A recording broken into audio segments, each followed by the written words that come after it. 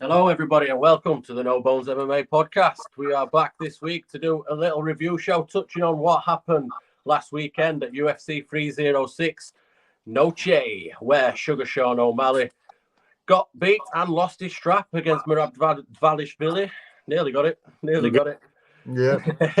It was a bit of a mad fight. We're an absolute meringue of sound and vision all over that sphere everywhere, wasn't it, guys? Man, I mean, it looked incredible, didn't it? Let's just touch on that first. I mean, we were expecting a spectacular show, and by God, did we get it, mate, didn't we?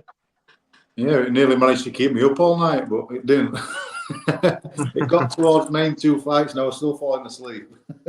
Yeah, well, I made a mistake of watching it in bed as well, so yeah, I was nodding a bit, like, you know what I mean? It was a with me nowadays, I was there with me lemon and ginger tea rather than me pint of vodka or whatever, you know what I mean, in bed. We sat there watching it, but yeah, it was sound, visuals, the fights, most importantly, absolutely cracking event, wasn't it? Yeah, it was, yeah. I'm going to ask you, did you have your T-shirt on when you were watching it? Absolutely, I had my T-shirt on. Yeah. Well, up until about midway through second round, and then I threw it away. Oh, yeah, have you seen him now with Merab? He's got all Merab gear now. Merab gear on his I've cut my legs off at knees so I can walk about. You don't need to do that. Yeah, mate. you don't need to do that, mate. No need. Next time you see Matt, he'll be shooting for a double leg. Yeah. That's the only movie now. Sugar Sean O'Malley will be back. Don't you worry about that. I don't think he'll be in that division, but we'll get onto that. He will be back. So let's first of all talk about the fight. Obviously, we said everybody fancied Sean O'Malley to win that fight, including yourself, Mr. Johnson. No matter what you try to tell us now, in hindsight, you did fancy him at the time. But we did say also that we wouldn't be surprised if he got ragdolled about by Merab for 5 rounds, which it turned out to be. We've been talking a little bit about before, and we think he was fighting a little bit inside himself for sure, wasn't he? I think was he a bit of afraid of the tactics of Merab. Is that what you think happened and how it went? I just think it's really hard to duplicate what Merab does. We said it on a previous podcast. I mean, I always secretly fancy Merab, as you know. But, you know, it's hard to replicate his pressure and his fighting style. And like we said about Aljo when he fought Aljo, he fundamentally wiped him out, didn't he? But it's a different kind of pressure with Merab, and I think he never got going, did he, O'Malley? It is. Well, the styles are similar, aren't they, Merab and Aljo? But like you say, it's the pressure in the tank. But saying that, on the flip side of that, he didn't shoot as often as we thought, did we? And I think that's what O'Malley were doing. I think he were constantly waiting for them shots that didn't come all the time, so he wasn't letting his hands go at all. And then we've seen an interview in hindsight after a bit, and he was saying he was just totally refusing to let Merab pick him up and carry him out Octagon, laughing like he did with Triple C Henry Cejudo. He didn't want that to happen. So I think he was just trying his best not to lose rather than to win. He almost looks shell shocked in a way. It's a very strange, unexpected performance. That it looked like he never got going, did he, at all? What Merab did though, he put it on him early. You could see as well, not just he want 5 minutes trying to take him down on feet as well. He got him some good early shots, and I think he never recovered really. He didn't get seriously injured, or hurt. But not taking anything away from Merab, you know what I mean? He went in there with a game plan and he executed it perfectly, and he's walked out of that Octagon probably winning every round. I think O'Malley might have had a shout at taking second one if we're being generous. Yeah, but some people say he won the third one as well. Yeah, it might have been the third one that I'm thinking of there rather than second one. There were one round where you could have made an argument, but it's clutching at straws, to be fair. Like, I mean, if you look at the actual fight, it was pretty much an absolute domination, really. Apart from do you know, with the team kicks, you kept getting hurt in fifth round, didn't you? You could see with them front kicks, he probably got some Merab, then he slowed down. He wasn't even holding his stomach. Definitely got to him. If he'd done that in round one, maybe he might have thought a way to do it. Like you say, we were clock watching a lot. Merab, when he's thinking, "Oh shit, he's got something on here," and he wanted it to be over by then, didn't he? You could see that. Them long legs and them kicks, they were affecting him, but it was too little, too late. Ultimately.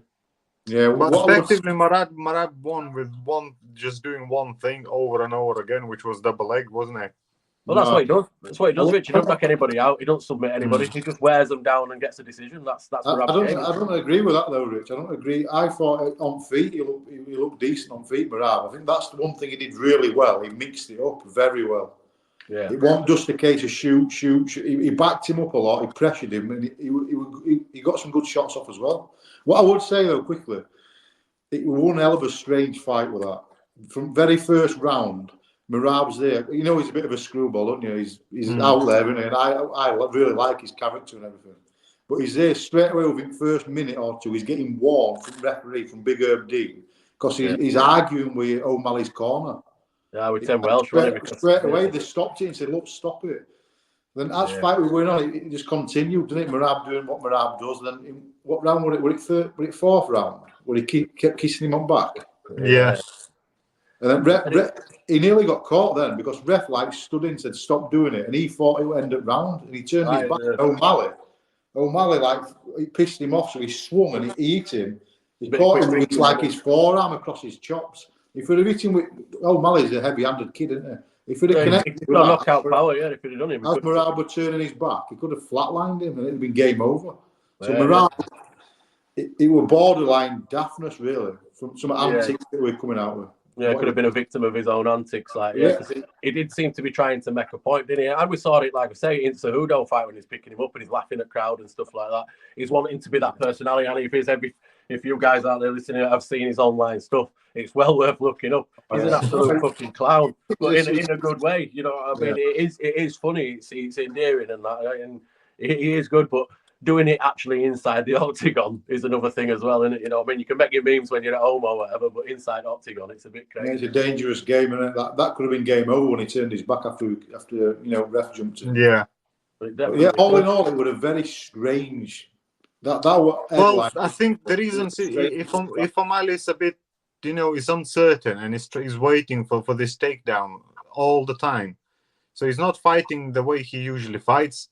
So you couldn't let his arms go, and to be honest, then for Merab, it's quite easy to look good on with striking as well because nobody's punching him back. Yeah, I mean, it was.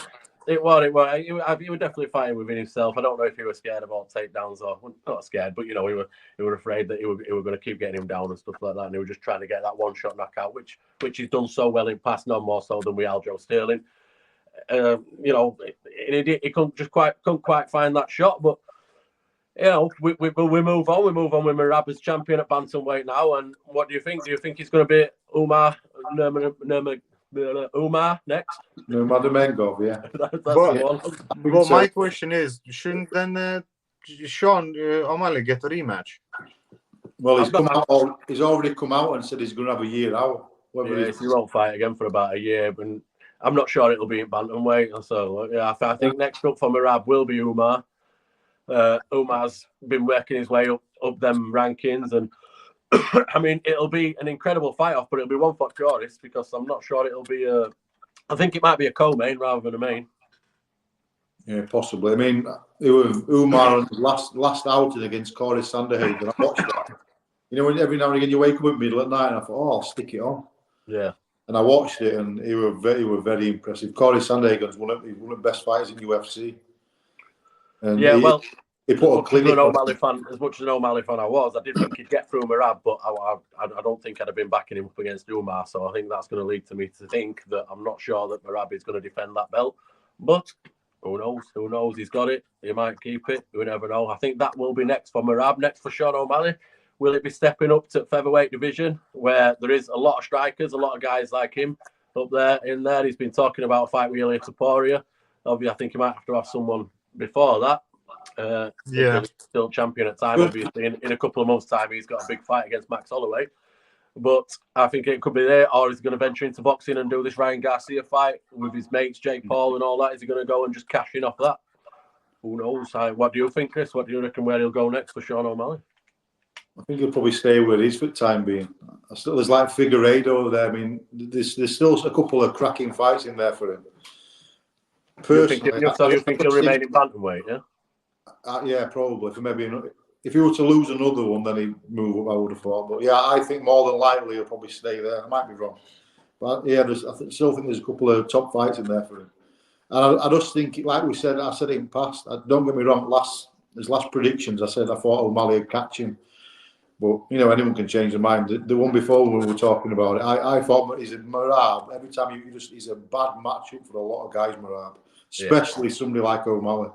Yeah, he is. Yeah, he proved to be. I just thought he'd find that shot at some point. I thought Merab would be winning on points up until Sean found one of them shots, like, but it didn't come. Well, I said to you, Merab is not a finisher. No, no. Well, I think that's he's only got a couple of finishes on his UFC career, and I said to you, if he wins, he'll probably dominate him and he'll win on points. No chance. You know, that's my problem with Merab, really, because I actually like him as a person as well. I think he's a character, but his fighting style is not for me at all. It's that constant diving, and you're not actually winning the fight. You're just holding somebody down the entire fight, so you're not actually winning. Yeah, but if you look at names he's took out by doing that, Rich, mate. I know, but I agree with you. It's just not for me. Not either, saying this is for me. Or if you're doing that, submit somebody. Very effective. If, you know, strikers knock people out, grapplers submit people, and he's not doing either. He's just keeps grueling, you know, finishes. But he's absolutely dominating them. He is, but it's against Aldo, against Henry Cejudo, against O'Malley. They're not even close. He's absolutely dominated them. It's up to them to stop him at the end of the day. That's his style. Not everybody's a knockout artist, are they? That's what I will say. There, aren't they? You know what I mean? If we're just going to finish up on this fight, I'm pretty sure that Dana White and UFC, you know, top brass are thinking that's a fuck up. That I must admit. Even, you know how they put out a show together with this NOCHE thing, and end of it were all about the future. And O'Malley comes out to, you know, Sonny comes out to, and all this. It's about beat Superstar and stuff like that. That's right. Yeah, that Superstar song. I'm just thinking deep down they'll be kicking themselves because he's you know, pay-per-view numbers. He's so marketable, O'Malley, isn't he? Yeah, he's a cash cow. He's a superstar. You're right. What you said before, he's a superstar. I mean, and it's not over. It's not over for him, is it? You know what I mean? He's still going to have a big future, like I say. And I personally think his next fight will be at featherweight myself. But it is what it is. We will see what happens with them. But we did kind of gloss over it a little bit. We were going to talk about the show itself. We did say how spectacular it was. But let's just go. I want to just go back onto that. The whole stories and things like that. It was incredible, wasn't it? And you could hear commentators. I think it was Rogan at some point said that they're just going to be disappointed every single event now. They want to have every event at the Sphere. They're going to go to Madison Square Garden and back to other places now, and it's just going to be like, well, this is not good enough anymore. You know what I mean? Yeah, I think they'll do it again, but I don't think it'll be soon because you can't keep doing them for normal events because just purely on how much it costs to produce it. The production cost is just mad, isn't it? Well, they've got a contract as well, MGM Grand, so. You know, for that team Mobile Arena, that's their main place. They might do it like John Jones and Stipe. They might do it for something like that, you know, the big events. Conor McGregor with Chandler, if that ever happens. Yeah, maybe do one a year or something like that. You never know. But it did look great, and I'd love to be in attendance at something like that at that place. And I'm sure every single fight fan that were there at that time watching it would also. Tickets are $5,000 a piece. You can make it happen. I'll pay for all three of us. It'll be right. You can afford it. You pay for Sky Sports and that, mate. You can afford that. Yeah. You know what? Are you saying that you illegally stream, Mr. Johnson? No. What I would say though is, I've never seen nothing like that before in my life. Never. No, that was absolutely unbelievable. He promised it was going to be unbelievable, and they did deliver it. He said it was going to be a love letter to Mexican people. Jesus, hey, mate, a love letter to me. I mean, what's on telly? You look like one anyway. Yeah, where is your Maria Tash? Yeah, I'll have it tomorrow. No, it was absolutely stunning. It really was. Okay, we're going to touch on some other fights there. We all predicted that Valentina Shevchenko were going to win her strap back against Alexa Grasso, which would a kick in the nuts for the Mexican people, seeing their big star at the co-main event. It was, as we're going into that fight, it was one fight. Well, no, it wasn't one fight apiece. It was one fight to Alexa Grasso. Then there was a controversial draw, which probably should have been Shevchenko's fight. But this time, she absolutely dominated, didn't she, in a 50-45 result, winning every single round. Alexa Grasso didn't stand a chance, really, did she? And no, it was an absolute clinic, wasn't it? I think, I'm not sure if it was me or one of you guys who we predicted, didn't we, that if she turns up to a, fights to her maximum ability, Valentina Shevchenko, she's on a different level. She really is, and we didn't see much at striking department, did we? She just nullified her, didn't she? yeah, she's predominantly a kickboxer, isn't she, Valentina Shevchenko? Really top Muay Thai striker. And in the last couple of fights they've had, Grasso's actually she's kind of got better of her in one way or another. She's better striker, Grasso. Yeah. So she didn't even take a risk, did she? She just completely nullified her on ground. And to be honest with you, they would have them last two fights would have, in my opinion, would have real letdown. I mean, for something right at top of that flyweight division, something right at top of that game, it was a bit of a letdown, Yeah, I mean, certain moments you could have a pin drop, couldn't you? As you were watching it, it was like it just sucked life out of the room and those guys watching it. But you know what? It is what it is. I mean, like you said, she won first fight, she drew second, which were controversial. So she basically did what she needed to do, and fair play to her. She got a strap back. She got a strap back, and she's well on her way, already cemented to being a future UFC Hall of Famer. She's took out everyone, like we say, apart from the GOAT herself in Amanda Nunes. I think she's getting itchy feet at the moment. I think she might be considering a little comeback. So she might get another crack at her. We never know. But we'll drop down to the other one, Diego Lopez, the Brazilian. Diego Lopez. He's sure he's Brazilian. Is he Brazilian? Shut up, you. Up against Brian Ortega. Again, another quite surprising one. We were flicking through the betting odds on the afternoon before the game, and we spotted a 8-1 for Brian Ortega to win that by submission at some point. So me and Chris absolutely foolishly jumped all over that, thinking 8-1, fucking I'm all over that. A bit similar to other two. Ortega didn't look in it, did he? Oh mate, he come out like a bloody bat out of hell, didn't he? Lopez. He's fast, ferocious, and we've said he leaves his chin out. He's reckless, but I tell you what, when he goes as the lad. And he caught him earlier. And in Richard's defence, he did come out draped in a Mexican flag. Oh. So. Yeah, Richard had a word with him.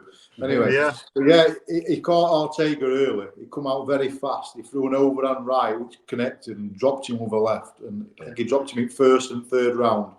And I tell you what, he's going to be a superstar, that kid. You know what?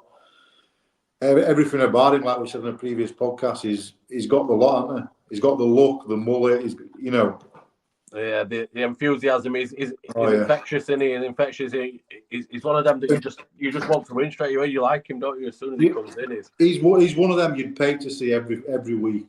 Yeah. Because you can just see his entertainment, his quality, and he's highly skilled. And I tell you what, he's catapulted himself from what would he rank 13? I think we said from he's now outside at top 10 to 3. And Ortega, they looked different levels. I thought.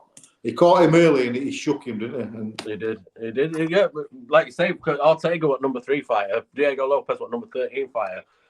Like we said ourselves, we had a little flutter on Ortega to win that fight. But yeah, you're quite right, mate. They look different levels, and it was the reverse of what everybody might have been kind of expecting. It was Lopez that made Ortega look like he were weighed out rankings in comparison. And I mean, it's interesting to see what next. I mean, it's a stacked division, but now he's up there at number 3. Does he fight someone like Arnold Allen? Does he fight someone like that? Does he get another shot against Movsar Evelev? But he is fighting Aljo in a few months.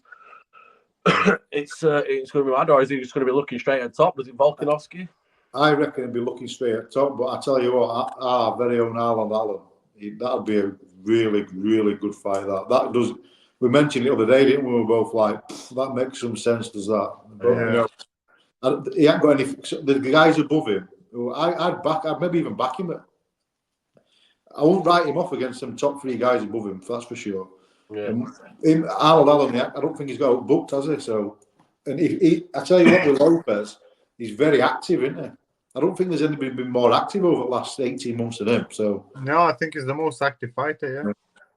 Yeah. Well, I think he's had like 6 now in the last 8 since his debut, which as we said before, he did lose against Movsar Evelev, but it were a 2-day call up for his debut against a Kroshnik. I think Saint-Denis was quite active until his loss, but I think apart from them two, he's getting knocked the fuck out will slow you down.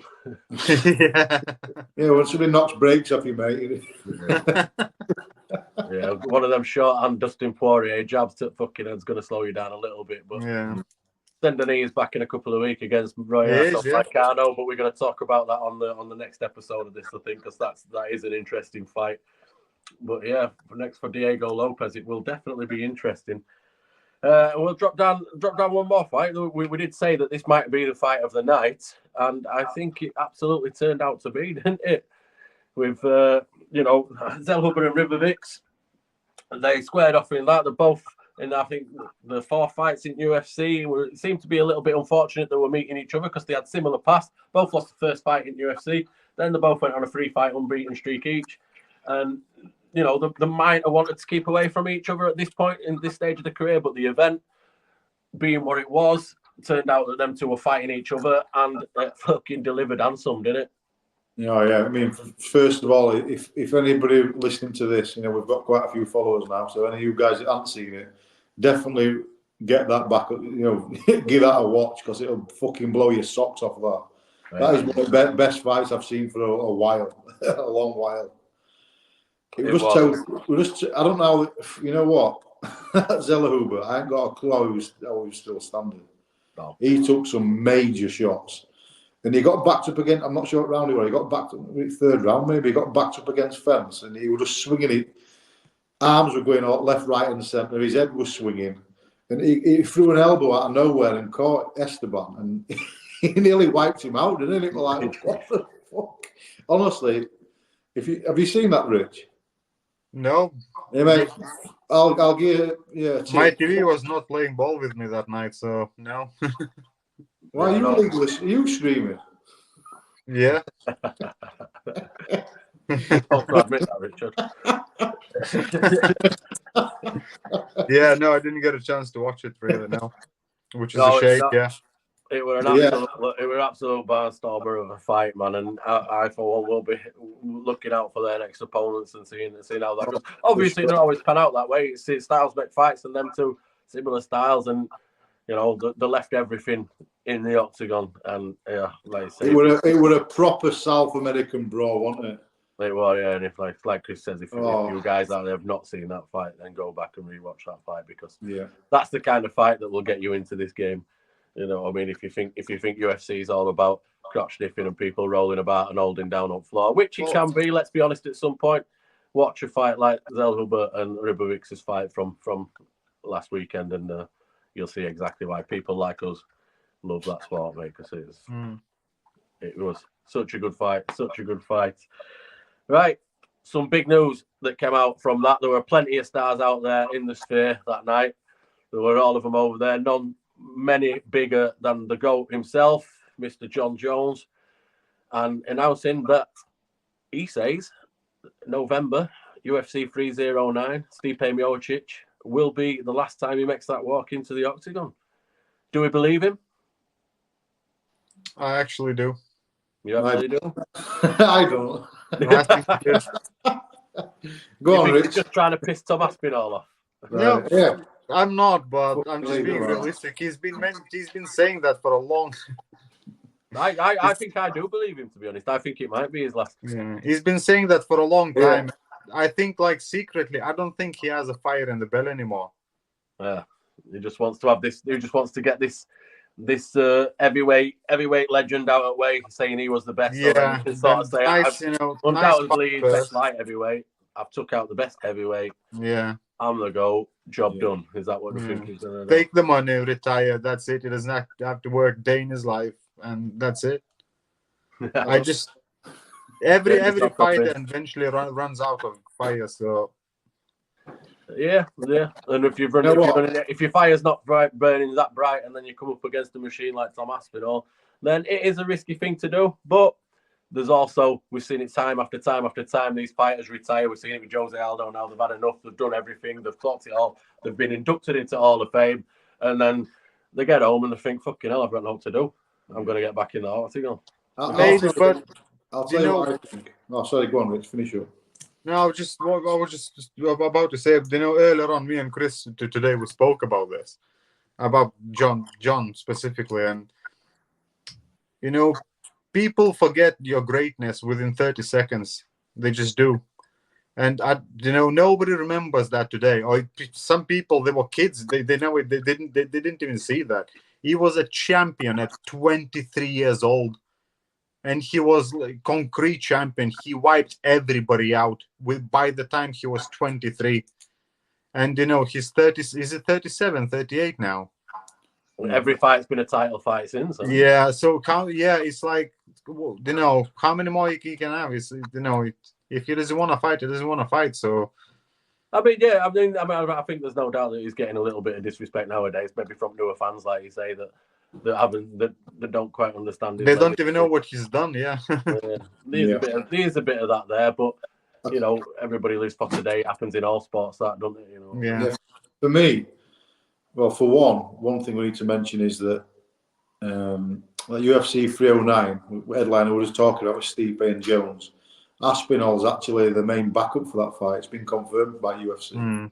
So that's interesting for one. And what I would say is, I've seen loads of little bit snippets, interviews with Jones and all this stuff. And when he was in Australia a few months ago, he said to somebody, he says, I'll see how I come out of that Stipe fight. If I come out of it injury-free, I will carry on. And I'm telling you now, if he fundamentally, beats Stipe, which most people think he will. And he turns up and does like what he did to Cyril Gane, for example. Oh yeah, and even if he comes out with that fight injury free, I'm telling you now, if Aspinall wins his next fight, in the meantime, however it plays out, he will be fighting Aspinall. I'm telling you now. If he's injury free, I would bet any money that he will fight Aspinall. I'd bet you anything, because that's what kind of guy he is. I really do hope so. I hope you're right. How big of he? You know what? Imagine being best in the world, and you know it. And people are questioning you, all this bullshit online. Yeah, but Chris, we've given him shit on, taking piss. Honestly, I'm a massive John Jones fan. I just think Aspinall will beat him, but I want to see the fight no matter what. I'm telling you now, how big of ego he's got. There's no chance he's retiring if he's injury free out of Stipe. I'm telling you now. Yeah, but Chris, just think of it this way then. So for argument's sake, let's say you're right. So November is fighting Stipe. He beats him. Then he'll have to pass 6 months? Let's say 5 months. So March he's fighting Tom. By that time, people will say, you know what? If you're not fighting Pereira, you're a pussy. You're not a real champion again. Probably. So then he'll have to fight Pereira. But by that time, hold on. How do you know? It's a year past since then. How much can happen in 1 year? A lot. Another new hot shot comes up. Oh, you have to fight him, otherwise you're not a real champion. You think about it. You'll never come out. Me, right, that he's going to retire if he's injury free when there's another heavyweight UFC champion? No chance. So, what about Pereira? Shouldn't he fight Pereira as well? Pereira's not even in that weight division. Yeah, but it doesn't matter. If you saw NOCHE last weekend, Pereira and John Jones were like best mates. They're planning to spar together. Yeah. Yes. Yeah, I'm telling you now, he'll be fine. One thing I will say about it though, guys, is if they are considering knocking it on the head, obviously we all expect Stipe Miocic that to be his last fight. We'd all be gobsmacked if it wasn't his last fight. And John Jones now says it's going to be his last fight, so he needs to confirm if it's actually going to be, because a man like John Jones needs to make that walk for the last time when the crowd knows that it's going to be the last time. And think back to Zombie, to Korean Zombie, and that's one of my favourite ever moments in UFC, when all that crowd, when he made that last walk against Max Holloway, and all the crowd are singing Cranberries song, and that whole moment, and man, it made hair on my back of my head and fucking on my ass stand up, like there was hairs everywhere standing. It was absolutely brilliant. Imagine if it's Stipe, absolute bona fide legend, and John Jones' last fight, they confirm it is that the reception that both these guys are going to get. and both these guys deserve, because neither of them deserve to go out with it on a, is it his last, is it not his last, you know what I mean, and then not get that moment. So no, I agree with everything you're saying there is 100% right. So I think they should confirm for that moment themselves if it is going to be his last fight, and then obviously people do go back on it eventually. But you know why they go back on it? Because they're going. Don't forget, they're going to get pay-per-view money. yeah. So you're never going to see John Jones again. MSG November against best light heavyweight against arguably best fighter of all, heavyweight of all time. It's like people, they're cashing in, aren't Yeah. they? At the end of the day, it's about money as well, isn't it? If you know what I mean, people are gonna want to see that. And don't forget, a lot of them do come back because of money. But them too, they don't need money. They have more money than they know what to do with it. My point is with Jones, it's more ego. I'm telling you now. If he's injury free, he will be fighting Aspinall. I'm telling you. If Aspinall's still got that interim belt, can you imagine him retiring when there's still another heavyweight champion? Honestly, I don't think so. You know, it's about. But Wade brushes it all off now, and he keeps laughing about it. I think he'd find it kind of funny to piss everybody else and just say. Oh, yeah. I think he does find it funny. That's why he's playing that game. Everyone thinks, he's playing that game. Maybe he'll tell us later that he's fighting. I don't think so. I think he's just playing that game because everyone else is. So he's like playing everyone else's game. I think that's what he's doing. I watched some on Daniel Cormier. He commented on it a couple of weeks ago, and he said, "Trust me, all this negativity towards John Jones, especially what Aspinall's saying. Look, John, I just want to fight you. You're one at best ever. I think I'm going to beat you. I know I can beat you. That'll be getting under his fucking skin. I'm telling you now." And Cormier was saying exactly the same. He will be under his skin. Cormier knows one or two of things about squaring up against John Jones. What, John Jones threatened to kill him? Yeah, things got a little bit heated back in day between them two, like, but it's so you can't take Cormier's word with a pinch of salt. He does know John Jones inside and out, really, doesn't he, to be fair. So wait a minute. So I'm saying if he's injury free, he'll fight Aspinall, and Rich thinks he won't. What do you think? Right now, I think he might finish after the Stipe fight, and then I think Aspinall's next fight, moving on to what Rich has just said, could be Alex Pereira. Yeah. I'd love to see that. with Jones in Alex's corner. Oh mate, I'd love to see that. I wouldn't be surprised that as well, because they are sparring. I can't remember when. It's very soon they are sparring together, aren't they? I would say who's left if them two retired, who's left for Aspinall to fight? Who deserves that title shot at the moment? Who we haven't already beat? You know what I mean? I think Cyril Gane, he overslept that. I think he generally overslept that. Alarm didn't go off at his fucking end. It's too late for him. Gane's fighting Volkov in 308 anyway, which is another great lineup. Topuria, Max, Chimaev against Rob Whittaker, and then we've got Cyril Gane and Volkov. Volkov's on a bit of a steam himself. If he beats Gane, obviously Aspinall's already beat Volkov. If Cyril Gane beats Volkov, I think that might be Tom's next fight. But yeah, as it stands, I'm standing to believe what John Jones is saying, and I think it might be his last fight. But again, I would be surprised. If somebody's saying that for over a year, you got to start believing him. That's all I'm saying. Yeah, Rich, women lie to men all the time for years. Only time will tell, fellas. Really. Only time will tell. And it's in benefit to keep everybody guessing in it, to keep everybody interested, to keep Dana White will be loving that shit, you know. Because the only thing what's going to happen is going to sell more pay-per-views by just doing that. I tell you what, guys. Well, if I can just run on, if you carry on a little bit with that UFC 309 in MSG, Madison Square Garden in November. Have you seen how cards shaping up? Yeah, I haven't seen it. You've got Charles Oliveira and Michael Chandler. Oh yeah, that's right. Yeah, I've seen that. Chandler finally moving on from that fight with Conor McGregor. I don't know what McGregor's doing. I understand Chandler. Hold on. McGregor will be watching it off his fucking yacht, fucking pissed out of his head on whiskey. Because to me, if you're Chandler, how was he living for the last 3 years? Where the money was coming from? Oh, he's got enough money. He had about 4 fight at night bonuses on track, didn't he? He's got some investments. He's an exciting fighter, and he's one of them that leaves it all out there as well. It's either me or you get beat or win. Yeah. Definitely that. But he's had a decent career and he was a very active fighter before this layoff, wasn't he? But yeah, I mean, that's a good matchup. I mean, we haven't seen Chandler for a couple of years. Charles Oliveira's record since he lost his belt to Islam Makhachev has sort of stumbled a little bit. So that will be, it's a very good co-main event, isn't it? For the main event, which will be Tom Aspinall against whoever doesn't pull out. They had a great fight before, Oliveira and Chandler. This is a rematch. Oliveira won, didn't he? Yeah, I'm sure Charles strangled him. Yeah. Sure he did. Sounds like Charles. Strangled everybody. But if I can remember right, it was a bit of a war. Yeah. You know, Chandler's like Chandler comes hard, doesn't he? Hard and fast. Yeah. Yeah, there's also Bo Nickel and there's Paul Craig on there as well. Bo Nickel, Paul Craig. Yeah, I was just trying.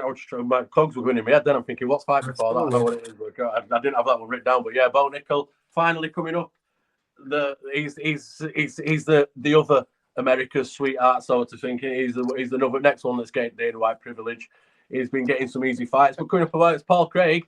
I mean, it's a good fight for him, isn't it? It's going to be a testing one. Paul Craig, sometimes he turns up and beats people that he shouldn't be beating, and then sometimes he turns up and gets beat by people that he should be beating. He's a funny one, it's Paul Craig.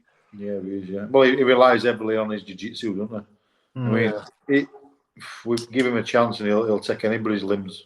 He's elite on ground. Yeah. He's striking for me, and he needs, I'm not sure how much he's going to change. How old is it? Is he? Paul Craig, he'll be early 30s, only 33, 32, 33. Yeah, so I don't know. It's a good fight, and it's definitely a step up for Bo Nickel as well. It's about time. I know Bo Nickel's I think he's 3 fights into his UFC career. I mean, and he's absolutely strolled through them. So I think this is a good level fight for him to be in there because obviously he's clearly very good. He's this all-star American wrestler, and he's new what used to be DC, and then it used to be fucking dickhead Covington. And now it's Bo Nickel seems to be this next all-star American wrestling kid. I like that fight. When I saw it straight away, you get a feeling straight away when you see names, you think, well, I like that. It's definitely, he needs that test as well. Maybe he'll get a bit of credit then, Bo Nickel, because he rubs, I don't know why, but he seems to rub a lot of these Americans up the wrong way. And for me, I think you've got to grow his career, haven't you? You're not going to put him with killers straight away. He's got a brilliant wrestling pedigree. You've got to bed him in a little bit. I don't see where negativity comes. Yes, and you're damned if you do and you're damned if you don't, aren't you? You know what I mean? I mean, even one of them 3 fights, he even knocked someone out clean with his fists as well, didn't he? It's not like he was just taking them down and subbing everybody. You know what I mean? It did show a bit of variation, and that's how he does look good. We'll have to see how he gets on. Paul, like you said, Paul Craig is a good fight. Well, I think he was getting a lot of shit because he was calling Hamzat out, saying he was going to ragdoll Hamzat. And fans love it. Hamzat is a fan favourite, isn't he? So I think a lot of people saw that. And I think that's, he's coming back now. I think I saw that and thought, you know what I mean? You jump in your station a bit here, mate. Yeah, you need to be doing a bit more before you start saying that you're going to walk through Hamzat Chimaev because that guy clearly has talent, doesn't he? When he can get himself in Oktagon, and he is fighting Robert Whittaker next, which will be a very tough fight for him because Whittaker, after losing to Dukas Duplessis, he's looking strong. Oh, he's definitely turned the corner. To his old self, yeah. I think even by me as well. Whittaker is a bit, for a while. I think he was a bit underrated. He went on the radar. He fought. Did he fight Izzy 3 times? Whittaker, yeah. Well, they were absolute barfests, weren't they? Like one of them where referee had to tell him to do something. He kept coming short, didn't he? Well, that's when Izzy were in his pomp, though. And he was, But apart from that, Whittaker's pretty much he's beat everybody in division. So it's he's a great fighter, isn't he? Anyway, guys, let's wrap that up because we did say we were going to do a short little review here. We're already done about double what we were expecting to do, but we are going to we'll wrap up that UFC 306 and NOCHE. It was an amazing event.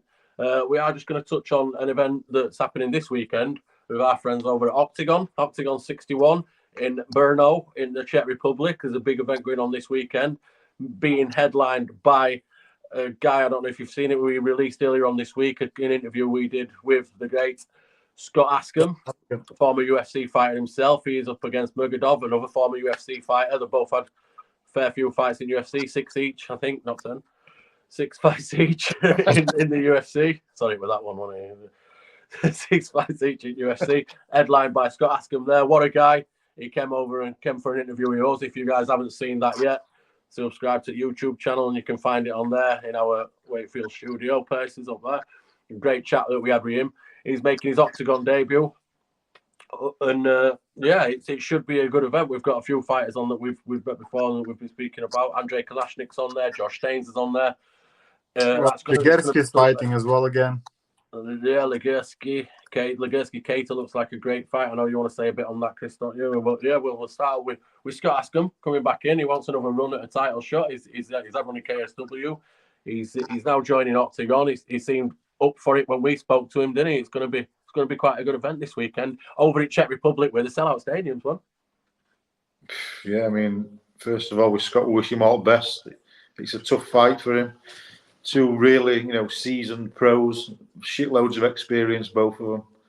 Yeah. I'm sure it's going like to be underdog, isn't it? It's like underdog. It's like underdog, yeah. Which I'm a bit surprised with that because he's a he's an absolute machine. He was a champion in KSW, and I don't really understand why he's an underdog. I mean, fighters usually are confident, but when we spoke to him, he was very confident that he was going to get job done here and then get a title shot straight away in Oktagon there. So he's not even like thinking how he's going to win this fight. He's already thinking ahead what he's going to do after he's winning. Yeah, I thought what he was telling us, he'd had injuries in past, hasn't he? But I think he's on top end of all them, and he's supremely confident. He's usually over in Florida, isn't he? American top team, but he's there with his training for this camp. He's around UK, different gyms, and he's confident, and we're looking forward to seeing him. Yeah, we will be tuning in to Oktagon this weekend. I've been watching him do that. Like I said, we mentioned before, Andrei Kalashnik's a guy that we spoke to when we covered the Oktagon event back in April in Birmingham. Spoke to you, did a duet with him? Yes, we had a little sing-song to the Smiths. Me and AK-47, we did, looking in down there. If you're a Smiths fan, AK-47 fan, or an No-Bones fan, then get on that. For a treat, there, having a little sing-song, and it's after the Oktagon interview that we did with him. What a guy he is, the vagabond. He's an absolute character, isn't he? Yeah, we're going to open we can get him on to do one of these interviews soon. And that Oktagon 56, he won the fight of the night as well, didn't he? Yeah, he got fight of night bonus. Yeah. It was a beautiful knockout. In about a minute or two that he knocked him out with. And he's a good fighter, man. He's a good fighter. It should be a good fight at weekend. I'm looking forward to seeing him do that. And then Josh Staines, Yorkshire boy himself, fighting out of Next Gen in Liverpool now, but he's originally from Hull. The little nerdy Lego Star Wars fan, but I won't be saying that to his face. I hope you're not watching this, George. But when we do meet face to face again, he's such a nice, nice kid, isn't he? You meet that guy at street, you don't think he's an absolute killer cage fighter like the big butt. He's just a geek kid, isn't he? Yeah. Just to touch on that one, it's interesting because George is only the Oktagon 56 event we attended and worked at. He kind of struggled, didn't he? First, he won. He was definitely 2 rounds to 1 up. Without doubt, he won. But into the 3rd round, I think he gassed, didn't he? He was fucked. And after, when we spoke to him after, and we said, "Oh, well done, like good fight." I mean, you pulled through, and he went, "Oh, I'm happy with that." So it makes you wonder. In the last 6 months or so, has he been, knuckling down and maybe getting, improving his cardio, maybe stand up a little bit because he's a brilliant wrestler. Yeah. Well, don't forget, he only had 2 professional fights. Yeah. It's only this is his 3rd one now, so the experience is not there really. No, he might have gone a bit early, might he? Blown his load a bit early. Because he was all hell out, wasn't he? For first 2 rounds, it was complete domination. But the problem was he was so active in it. He was more active than the guy on the ground defending himself. So trying to get him finished off, but couldn't quite. We're a bit erratic. Time and time again, don't we? But he's 23 years old, so he's a young kid. He's 2-0 out of a great gym. Recently gone over to Next Gen Gym, and we all know what happens over there. They start churning out these fighters, and that's only going to do good for Jones changing his future and hopefully Tishota. He's fighting. Yeah, it's Jakub Tishota. He's 23-year-old as a young kid. He's 5-2, so he's pretty much had treble amount of experience. That's as a pro, 5-2. Staines is 2-0 as a pro. They're both young kids, both 23 years old. You know, I'm sure, regardless what happens in this fight, they've still got a bright future ahead of them. It's an interesting fight, isn't it? You know, obviously us, we want George to do well, and we've kind of been in touch. We're going to have a chat with him and catch up with him over the next couple of weeks, regardless of result. But yeah, he's a good kid. Hopefully, it's a happy chat, and he'll be letting us know what's next. We'll know what's next. Hopefully, we'll get over to there and maybe get a little catch up with Shamrock, stuff like that. And just quick, on the case of Mateusz Legursky, you know what? I've seen Legursky a couple of times now, a handful of times. And when we saw him against Akon Walnes in stadium, I tell you what, that was a fucking very impressive performance. Yeah. Legursky's 14-1, and Legursky's 12-1. Cater's 14-1, so they've both got one loss each on the record. I think this is the semi-final of the Tib Sport Game Changer, you know, for the €1 million prize. Yeah. Oh yeah. This alone, I think, is worth up to about 300 grand. So there's big money on it. Yep, it's quite an incentive, isn't it? It's quite an incentive for them to be leaving everything out there in the octagon. Like you say, they're both experienced, they're both badass fighters, and they're both gonna go toe to toe and leave it all out there. I mean, us being Brits and whatnot, we were kind of riding we were riding Akon Walnes, weren't we? Yeah, we like Akon, man. We're speaking to Akon before. He's a top guy out of Renegade in Birmingham. He's good friend. Yeah, he's again from a top gym, training with top guys. He's flashy. He's a nice guy. I mean, you had a bit of a back and forth with him, didn't you, Matt? In a positive way. I mean, he's a good kid. But in that fight against Legursky, he was outclassed, I thought. How impressive he was. Yeah, honestly, super impressive. So yeah, I think that's probably got Fight Night written all over it. That's probably the one out of all them we've mentioned, and there's still a few that we haven't mentioned. That's one I've probably got my eye on the most. So yeah, we're gonna tune in and have a little watch of Oktagon 61 on there, an organisation that just keeps on continuing to grow. It's struggling a little bit in this country, but before we finish, Chris, quickly, do you know Kalashnik? Who is his opponent? Who is he fighting? Fucking stitch you right up there. No, John Smith. It's a very difficult name to say, ladies and gentlemen. We were both having a little go at it. Paulo Logos. What do you mean? That's you slept with in fucking Poland, isn't it? What new team? Slept with her. I only put 5 zloty in a knickers, you dick. Slept with her. Fucking hell. You made off with your fucking credit card. I'm only kidding, Eva. You know that story. Yeah, she'll be watching that. Anyway, we seem to be digging self in all this, so I think that's the only person I've seen with nicer teeth than Eva. I paid for fuckers. She's still spending on your credit card now. Yeah. Anyway, I think we better draw the line under this episode now, fellas, because we're getting a little bit silly. We rolled on for 50 minutes.